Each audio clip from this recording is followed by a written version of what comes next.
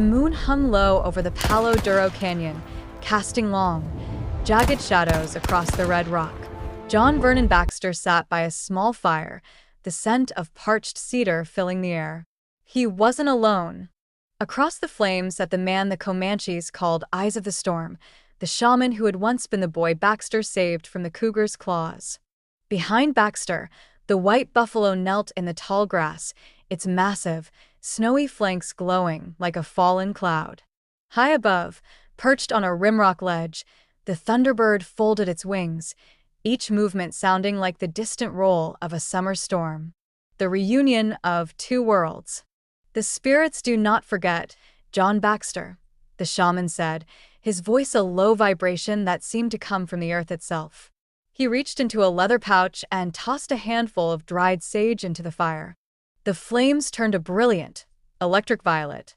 Baxter adjusted his gun belt, the leather creaking. "I'm just a man who didn't want to see a kid get eaten, shaman. I didn't ask for the ghosts to follow me from the piney woods to the border." "You did not ask, but you acted," the shaman countered, his eyes reflecting the violet fire. "In that moment, you bridged the gap between your people and mine. The Thunderbird does not protect you because you are a killer of men.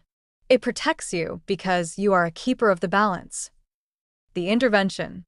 The moment was shattered by the sharp clack of a lever-action rifle being cocked.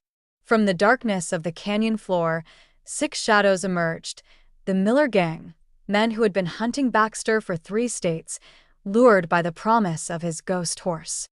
"End of the trail, Baxter," the leader yelled, leveling his Winchester. "We're taking that white hide to the taxidermist in Austin." Baxter didn't reach for his Colts. He didn't even stand up. He simply looked at the shaman. The shaman closed his eyes and hummed a single, sharp note. The air didn't just move, it screamed. The buffalo's might.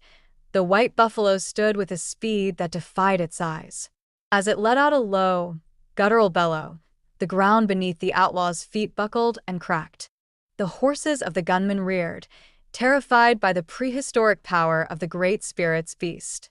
The Thunderbird's wrath. Above them, the great bird pushed off the ledge. It didn't flap its wings. It unfolded them. A crack of blue lightning split the dry night sky, striking the ground inches from the outlaw's lead horse.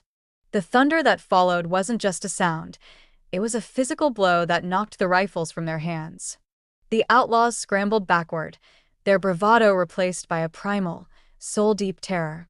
They didn't see a gunfighter. They saw a force of nature. The parting words.